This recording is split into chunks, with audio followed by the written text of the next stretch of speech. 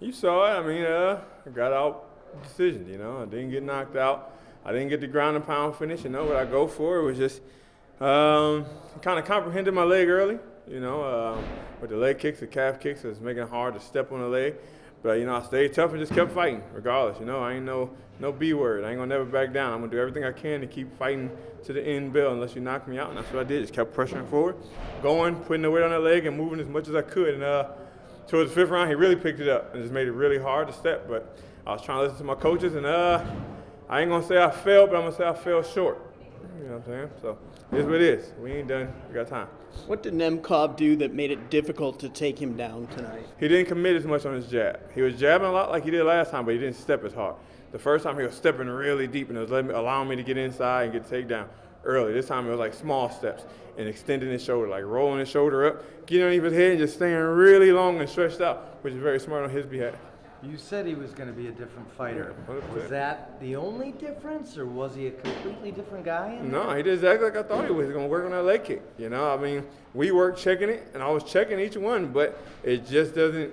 When you throw in a calf kick, checking a calf kick doesn't hurt him as much as checking a regular leg kick. When somebody go to kick your thigh and you pick your leg up and check it, that hurts. When you're checking that calf kick, you have to turn out, and it still hits that calf a little bit.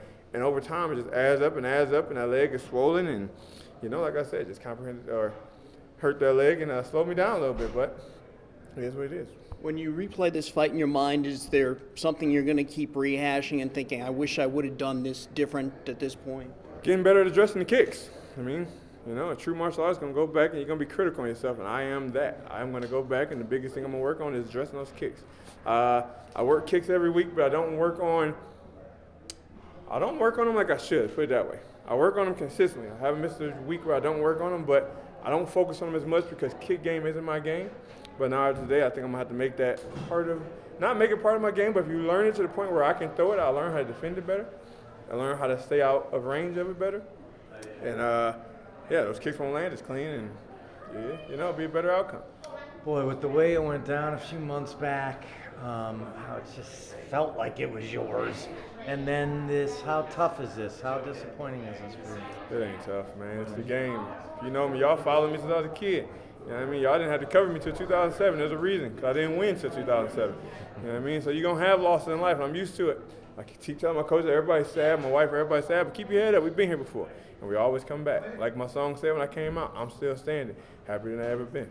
This is not it for you. You sound like you still want to fight some more. Oh, 100%. I made a deal with my wife. As long as we don't have no health issues, I don't end up in the hospital, we're going to keep fighting. The moment something happens serious where our health is messed up and we're in the hospital bed or something, we're done. But until then, we're going to keep fighting and keep kicking. So we got 5 more fights on this new contract, and hopefully before we get to the end, we got that belt. Might this make you even hungrier? Oh, 100%. It's just fuel to the fire. What I'm going to do, go home and be satisfied with it? Nah. You know me, overtime going to work. I'm going to do everything I can to study film and ride the bike what I can with the way my body is hurting right now. I'm going to do everything I can to get better, whether it's studying film and taking notes all day, every day. I'm going to do it until I'm healed up and ready to get back into the gym. This Illinois crowd was definitely pulling for you, chanting Corey throughout the fight. How aware were you of those chants? And if you were aware of them, what did they mean to you? It was love, man. It was much love. When the fight was first announced, I told them I wasn't excited about it. I didn't feel like I had the love here, but I had the love tonight. And I felt that. I heard them coming out. And through the fight, it's kind of like I kind of blanked out and didn't hear them. But when the decision was over and on my way out, even after the loss, all the people that was screaming and chanting and just screaming overtime and Corey and Illinois and USA, it's love. At the end of the day, I didn't get the win. The dream was to get the win and get the title here in my hometown. But to share this experience with the people that's been with me my whole life is still something I'm going to cherish for the rest of my life.